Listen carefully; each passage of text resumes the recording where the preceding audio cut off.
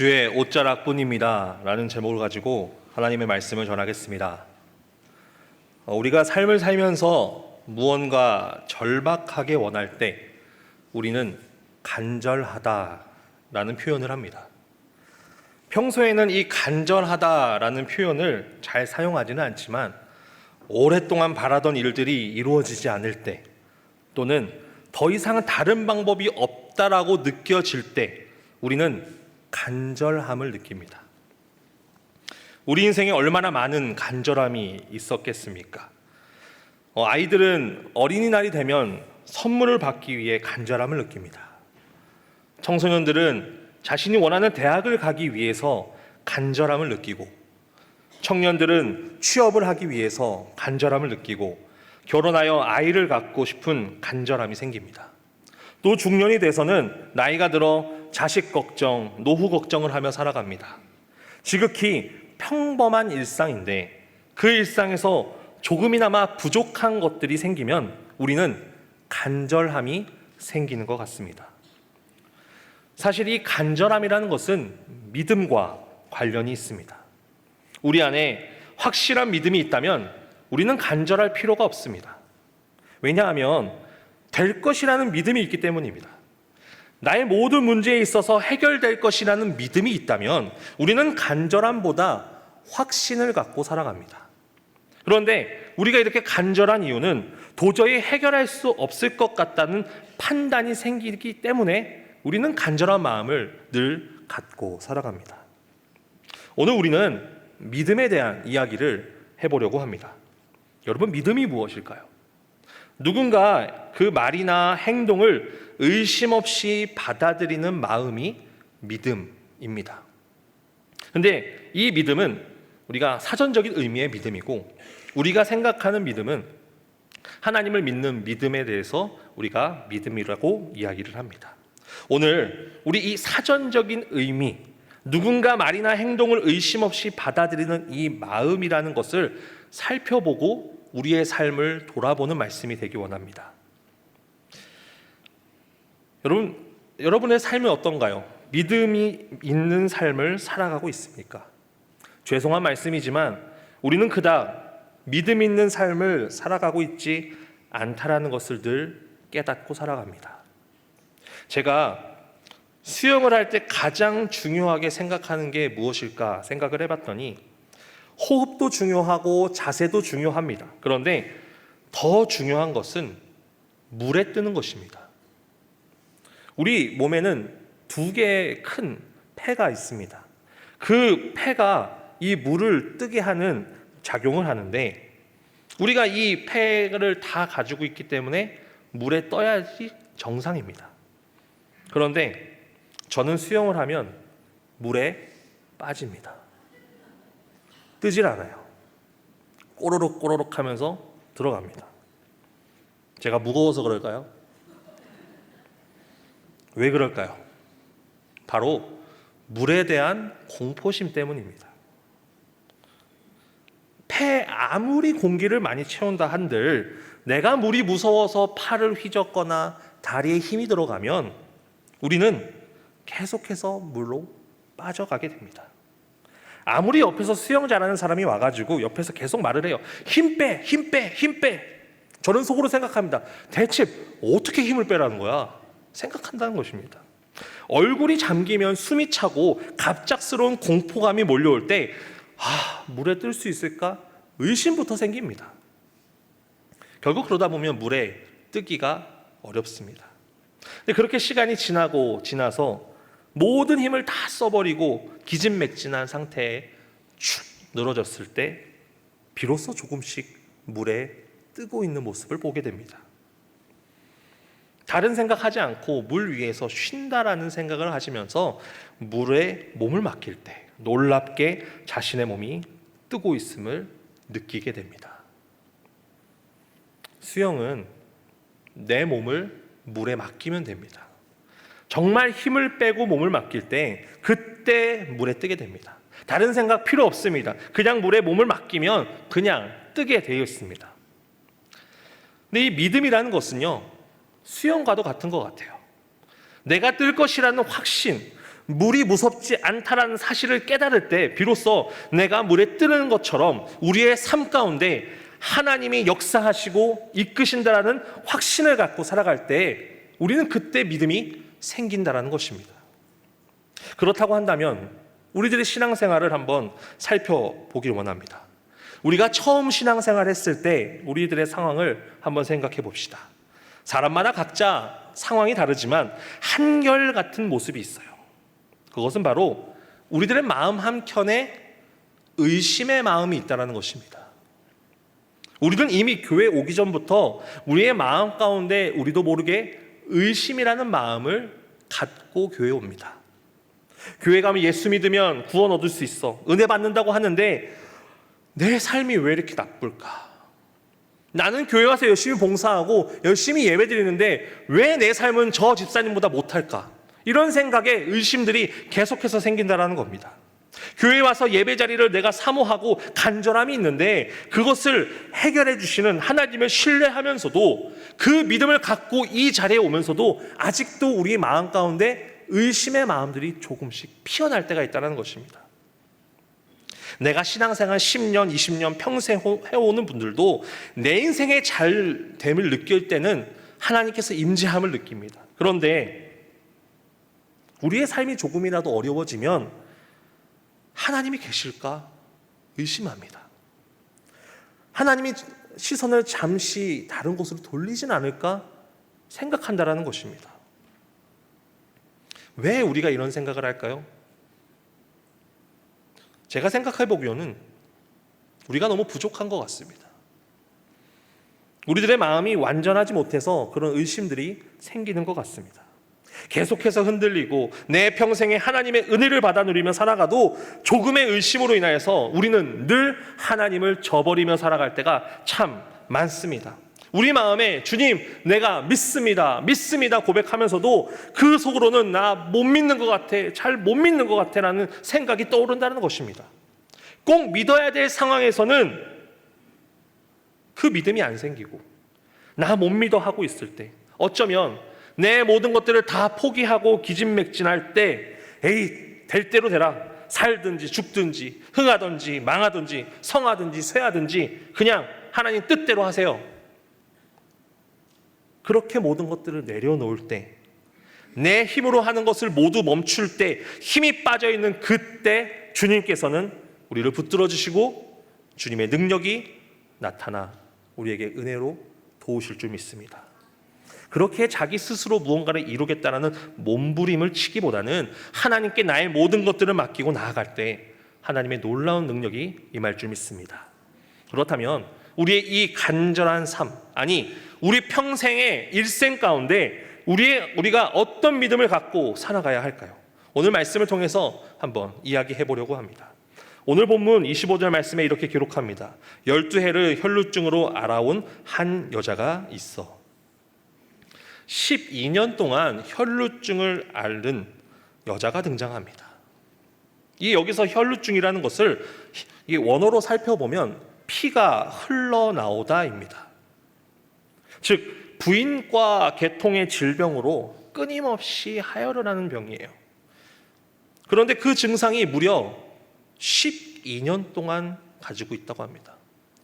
근데 그 12년 동안 하혈을 하고 있는 그 문제점을 가지고 있는데 더 큰 문제점이 있습니다. 그것은 레위기 말씀에 보면 이 여인은 부정한 여인입니다. 레위기 15장 25절 말씀에 보면 만일 여인의 피의 유출이 그의 불결기가 아닌데도 여러 날이 간다든지 그 유출이 그의 불결기를 지나도 계속되면 그 부정을 유출하는 모든 날 동안은 그 불결한 때와 같이 부정한즉.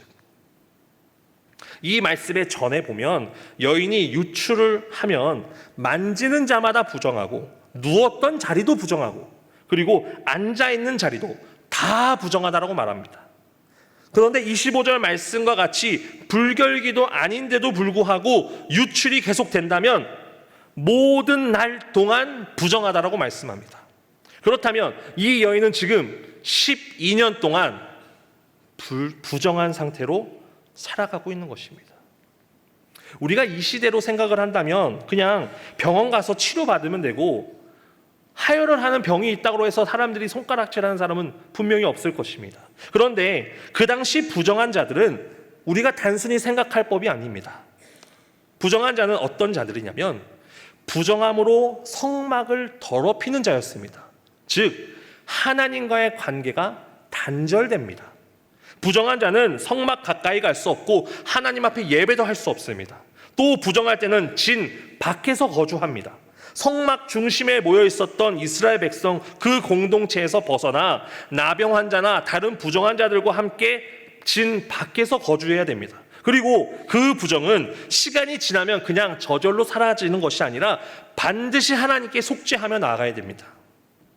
결국 부정한 자는 하나님의 임재를 경험할 수 없고 사람들과의 소통도 할 수 없습니다. 이 여인의 상황은 어떠합니까? 12년 동안의 삶은 처참합니다. 육체적인 고통으로도 힘든데 정신적인 고통으로도 헤아릴 수만큼 없는 처참함이 이 여인의 인생입니다. 그렇다고 이 여인이 모든 것들을 포기하며 살아갔을까요? 자신의 증상을 치료하기 위해서 많은 의사들을 만나고 치료를 시도한 것 같습니다. 그런데 말씀을 살펴보니까 많은 의사에게 많은 괴로움을 받았다라고 기록하고 있습니다. 이 여자는 자신의 병을 치료하기 위해서 많은 의사들을 찾아간 것 같습니다. 한번 생각해 보십시오. 이 여인이 의사를 찾아가는 마음이 어땠을까요? 나을 수 있을까? 의심을 하면서도 낫겠지라는 기대감을 갖고 살아갑니다. 낫고자 하는 간절함이 있었을 것입니다. 그렇게 한 의사를 찾아가고 낫지 못했습니다. 또 소문을 듣고 들어가서 또 의사를 찾아가는데 낫지 못합니다. 그렇게 시간이 지나고 많은 의사를 만났지만 여인의 마음에는 고스란히 괴로움밖에 남지 않았던 것입니다. 이렇게 자신의 힘과 능력으로 나아가니 결국 돌아온 것은 괴로움밖에 없습니다. 의사 출신인 누가는 이 누가복음에서 이런 말씀을 합니다. 누가복음 8장 43절에 이에 12해를 혈루증으로 앓는 중에 아무에게도 고침을 받지 못하던 여자가, 아무에게도 어떤 의사가 와도 고칠 수 없었다 기록합니다. 또한 이 여인은 많은 의사를 찾아다녔다고 하는 거 보니까 어느 정도 부자였던 것 같아요. 왜냐하면 시대적으로 봤을 때 당시에 부자가 아닌 사람들은 의사에게 가서 치료를 받기 어려웠을 것입니다. 그렇게 많은 의사들을 찾아다닌 것은 자신이 조금 재산이 있었던 것 같은데 이 많은 재산을 가지고 의사를 만났지만 가진 것도 다 허비하고 효험도 없어 그 병이 더 중해졌다라고 기록합니다. 여러분, 이 여인의 마음이 조금 느껴지십니까? 12년 동안 육체적인 고통, 정신적인 고통, 가진 재산 다 잃고 효험도 없고 많은 의사를 찾아가도 괴로움만 있고 오히려 병이 나빠졌습니다. 그런데 그런 상황에서 이 여인에게 예수님에 대한 소문을 듣게 됩니다. 마가복음 5장 27절에 예수의 소문을 듣고 무리 가운데에 끼어 뒤로 와서 그의 손에 손을 대니 자신의 힘으로는 어찌할 수 없고 간절하고 절박한 상황에서 왜 예수님의 소문을 듣고 무리 가운데 끼어들까? 이 여인에게는 간절함이 있었습니다. 그래서 소문을 듣고 무리로 달려갑니다. 아마도 이 여인은 예수님에 대한 구체적인 소문을 들었던 것 같아요. 예수님께서 말씀하시면 낫고 예수님께서 만지시면 낫고 단지 소문에 불과했지만 이 여인에게는 지금 남아있는 것은 예수님 만나는 것밖에 없었습니다. 예수님 만나면 내 병이 치유될 것이다 라는 믿음이 있었던 것 같습니다. 그런데 여러분, 좀 이상하지 않은가요? 지금 이 여인은 어떤 상황입니까? 부정한 상황입니다. 누구를 만져서도 안 되고 그 침상에도 가면 안 되고 앉은 자리도 가면 안 됩니다. 마태복음 말씀에서 이 말씀이 기록되어 있는데 이 여인의 행동은 이렇습니다. 예수의 뒤로 와서 그 겉옷가를 만지니. 예수님의 뒤로 와서 예수님의 겉옷을 만집니다. 지금까지 자신의 재산을 다지고 많은 의사를 만나 고치려고 했지만 다 실패했습니다. 그녀의 그 절박함과 간절함은 더합니다. 그 와중에 예수님의 소식을 들은 이 여인의 마음은 어땠을까요? 자신의 병을 치유할 사람이 예수님밖에 없구나 생각하고 그 겉옷을 만지는 겁니다. 그런데 자신은 지금 부정한 상태예요. 그럼에도 불구하고 그녀는 담대함으로 또한 겸손함으로 예수님께 나아갑니다. 그리고 예수님의 뒤로 접근합니다. 자신의 존재를 몰라 감추고 자신의 병을 가만히 치유하고자 했던 이 여인이 예수님의 겉옷을 만지는 것입니다. 왜 하필 겉옷일까? 이 여인은 예수님의 옷에만 손만 대도 나을 것이라는 확신이 있었기 때문입니다. 자신이 예수님을 만지면 예수님이 부정하게 만드는 결과가 되지 않을까, 그것을 알면서도 그녀는 예수님이 아니면 낫지 못하겠다라는 생각을 갖고 그 겉옷을 만진 것입니다. 그런데 한 가지 더 주목해야 될 것은 이 여인이 이렇게 생각합니다. 그의 옷에만 손을 대어 구원을 받으리라. 결국 이 여인이 지금까지 모든 한 행동은 헛된 것이고 나의 모든 것들을 해결해 주실 분이 단 한 분, 예수 그리스도밖에 없구나라는 것을 고백하는 것입니다. 그런 믿음으로 예수님의 뒤로 가서 겉옷을 만집니다. 어떻게 되었을까요? 마가복음 5장 29절 말씀에 이에 그의 혈루 근원이 곧 마름에 병이 나은 줄을 몸에 깨달으니라. 아멘. 이에 그의 혈루 근원이 곧 말랐다. 어쩌면 이 여인이 의사를 찾아다닐 때 약간의 효험이 있었을지 모릅니다. 잠시 동안 혈루가 멈췄을지도 모릅니다. 그런데 효험이 없었다라는 것은 결국 또 이 증상이 계속 반복된 것입니다. 그런데 예수님의 겉옷을 만졌습니다. 그렇게 되니 혈루의 근원이 말라버렸습니다. 이 말씀을 원어로 살펴보면 피의 샘이 즉시 말라버렸다입니다. 일시적인 것도 아니고요. 그냥 말라버렸습니다.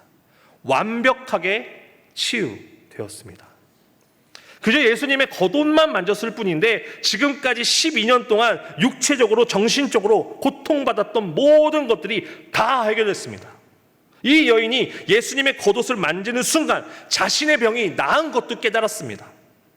그때 예수님께서 반응하십니다. 누가 내 옷에 손을 대었느냐? 이 치유의 기적은 단지 겉옷을 만지는 것으로만 끝난 것이 아니라 예수님의 능력으로 이 여인이 치유받게 된 것입니다. 남들이 보았을 땐 부정한 여인이 예수님을 만진 것입니다. 예수님을 부정하게 만드는 행위일지 모릅니다. 그러나 예수님께서는 생명의 주 되셔서 모든 의식적인 부정을 초월하시고 이 여인의 믿음을 받아들이신 것입니다. 또한 이 여인이 12년 동안 고통받았던 것을 누구보다 잘 아시는 하나님께서 누가 옷을 대었는지 찾으시고 그녀를 만나 주십니다. 그 와중에 제자들은 예수님께서 그 손을 댄 여자를 좀 찾아보라고 얘기했는데 불만 섞인 말로 얘기를 합니다. 사람들도 많이 몰려있고 혼잡하고 서로 이렇게 밀리고 있는 상황에서 어떻게 손댄 사람을 찾습니까? 라는 식이었습니다. 이 정도면 예수님 저 여기 있어요 라고 이야기할 법합니다. 예수님이 자꾸 부르고 있는데 예수님 저 여기 있습니다 얘기해도 되는데 자신의 병 고침을 받았던 것도 느꼈고 이제 부정함도 벗었기 때문에 예수님 불러도 되는데 이 여인은 예수님 부르지 않습니다. 왜냐하면 자신의 한 행위에 대해서 두려움이 있었습니다. 자신의 병이 종교적으로 부정한 상황에서 그 군중들 안에 있었고 부정한 몸으로 예수님의 옷을 만지니 자신의 병 고침을 받은 은혜를 예수님에게서 혹시나 훔쳐온 게 아닌가라는 두려움이 있었다는 것입니다. 그때 예수님께서는 친히 여인을 찾아 둘러보십니다. 자신에게 이루어진 일들을 보고 두려워 떨고 있는 여인을 직접 만나시고 말씀하여 주십니다. 무슨 말씀을 해주실까요? 딸아, 내 믿음이 너를 구원하였으니 평안히 가라. 내 병에서 놓여 건강할지어다. 여러분, 오늘 말씀에서는 이 여인의 행동을 살펴보기 원합니다. 처음에는 자신의 힘을 가지고 해결하려고 했습니다. 그러나 결국 12년 동안 아무 효과도 보지 못했습니다. 해결하지 못했습니다. 모든 것들을 다 포기하고 자신을 내려놓고 그저 떨리는 마음을 가지고 예수님의 뒤에 가서 옷자락을 만집니다. 말씀 어디에서도 이 여인이 믿음으로 예수께 나아갔다라고 기록하진 않습니다. 그러나 이 여인의 마음은 어떠했습니까? 겉옷만 만져도 구원을 받을 것이라는 믿음이 있었습니다. 이 여인의 마음에는 이제 예수님밖에 남아있지 않습니다. 예수님이면 내가 나을 것이다. 예수님이면 내 이 지긋지긋한 12년 동안의 병을 고칠 수 있을 것이다. 예수님이라면 부정한 나도 다시 구원을 받을 것이라는 믿음이 있었다는 것입니다. 그녀는 모든 것들을 다 잃은 채 예수님의 옷자락만을 붙잡을 것을, 그러면 다 된다는 그 믿음으로 예수님의 옷자락을 만진 것입니다. 여러분, 우리에게 이런 믿음이 있기를 주님의 이름으로 축복합니다. 갓난 아기가 누워있다가 그 나중에 하는 일이 무엇인지 아십니까? 뒤집기입니다. 뒤집기를 하고 나면 목을 꼿꼿이 세우고 기어다닙니다. 그리고 힘을 얻어서 앉기도 하고 벽을 집어 책상을 짚고 일어서기도 합니다. 천천히 걸음마를 시작하고 이제 엄마 아빠의 손을 잡고 함께 다닙니다. 이 아이가 넘어지지 않기 위해서는 무엇이 필요합니까? 엄마 아빠의 손이 필요합니다. 그리고 이 아이가 자신이 원하는 것을 말할 때 무엇을 합니까? 엄마 아빠의 바지자락을 붙들면서 마구마구 흔들어댑니다. 여러분, 우리의 믿음이 이래야 됩니다. 우리의 삶이 날이 갈수록 많이 나아졌습니다. 이전의 삶을 살았던 것들을 생각해 보면 참 많은 것들이 변하고 참 많은 은혜를 받고 많은 축복 가운데 살아왔다 고백할 것입니다. 그런데 우리의 나아진 삶을 우리는 느끼면서 왜 예전만큼의 간절함이 없을까라는 생각도 하게 됩니다. 왜냐면 우린 지금 살만합니다. 괜찮습니다. 자녀들 자라는 거 바라보고 결혼해서 손자, 손녀 낳고 참 평안하게 사는 삶 같습니다. 그러다 보면 우리에게 잊혀지는 것들이 있습니다. 그것은 바로 예수 그리스도를 믿는 믿음입니다. 목사님, 저 예수님 잘 믿는데요. 저 믿음 생활 잘합니다. 당연합니다. 알고 있습니다. 그런데 주의 옷자락밖에 없습니다라는 믿음은 없는 것 같아요. 정말 예수 그리스도의 옷자락을 잡는 심정으로 끝까지 매달리고 또 매달리는 믿음은 사라진 것 같습니다. 예수님 이름만 들어도 우리가 눈물을 흘리고 내 상황 가운데 역사하시는 하나님의 은혜를 생각만 해도 감사가 터지고 매일같이 나의 죄를 회개함으로 눈물로 기도했던 때가 언제였는지 모를 대로 살아간 우리들의 모습을 분명 보게 됩니다. 그러다가 정말 내가 원할 때, 나에게 어려움이 생길 때 그때만 주여 주여 하며 주의 옷자락을 잡으려고 합니다. 사실 우리의 믿음은 매일매일 흔들립니다. 이 여인처럼 내 믿음으로 모든 것들을 해결해 보려고 하지만 되지 않을 때가 많습니다. 우리는 그때 지쳐 쓰러져 아무것도 못할 때 딱 한 가지만 해야 된다면 주의 옷자락 붙들기 원합니다. 내가 하는 모든 일이 안 되고 가족이 엉망이고 자녀가 엉망이고 모든 것들이 잘못되고 있을 때 우리가 가장 먼저 생각해야 되는 것은 내 힘으로 해결하는 것이 아닙니다. 내 힘으로 할 수 있는 것은 아무것도 없어요. 하나님께서는 우리 스스로가 하는 것을 멈추고 지쳐 쓰러져 주님께 돌아오는 그때, 바로 그때를 기다리십니다. 우리가 와서 주님의 옷자락을 붙잡기 전까지 기다리십니다. 그렇기에 우리가 할 수 있는 것은 주의 옷자락을 붙드는 것입니다. 믿음은 우리가 해결할 수 있을 때 이건 할 수 있겠다 라고 하는 것은 믿음이 아닙니다. 우리가 도저히 해결하지 못하고 손댈 수 없는 문제들, 내 힘으로는 절대 되지 않는 것, 그럼에도 될 것이다라는 마음을 갖는 것이 믿음입니다. 여러분, 믿음은 조금 바보 같은 면도 있어야 돼요. 많은 생각을 필요로 하지 않습니다. 딱 한 가지면 됩니다. 하나님이면 됩니다.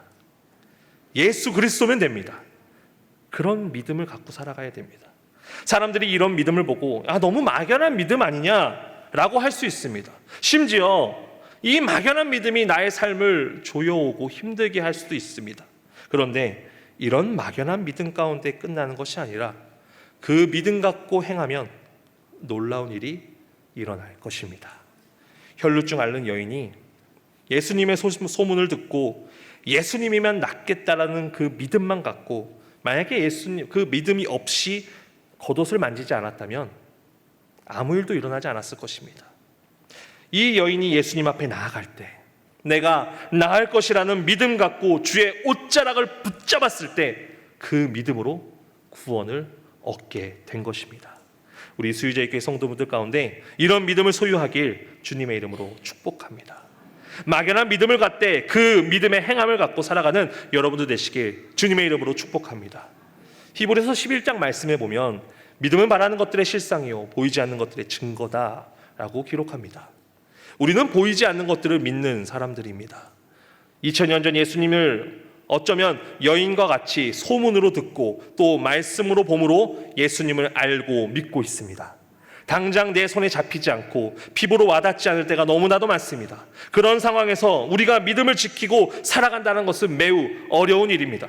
당장 주일 예배를 드리지 않다고 큰일 나는 것 같지도 않아 보입니다.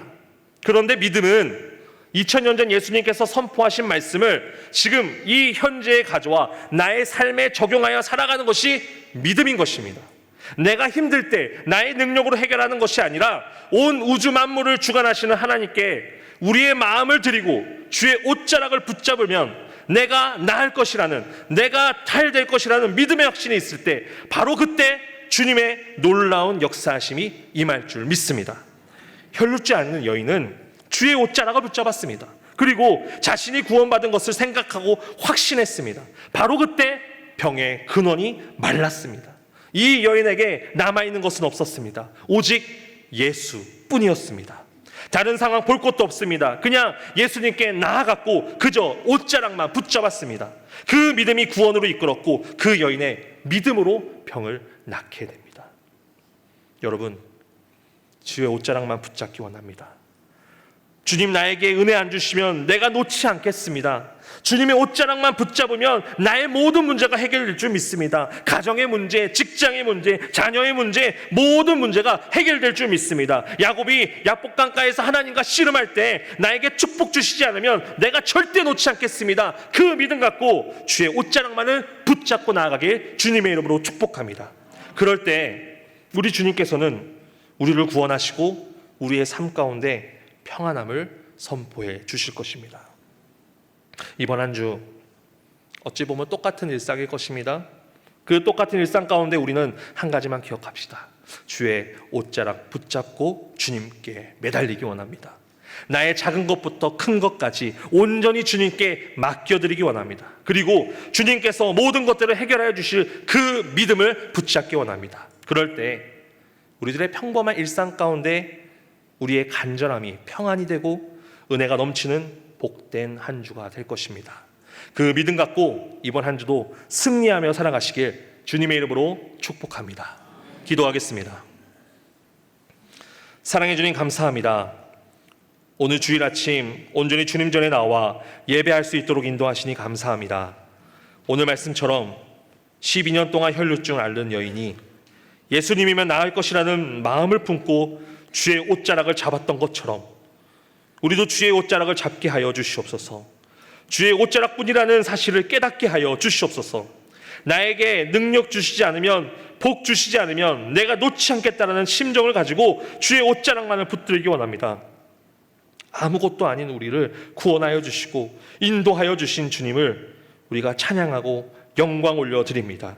이번 한 주간 주의 옷자락만을 붙잡고 그 믿음으로 승리하여 주의 은혜 가운데 살아가는 우리 수유자의 교회 성도들 되게 하여 주시옵소서. 예수님의 이름으로 기도드립니다.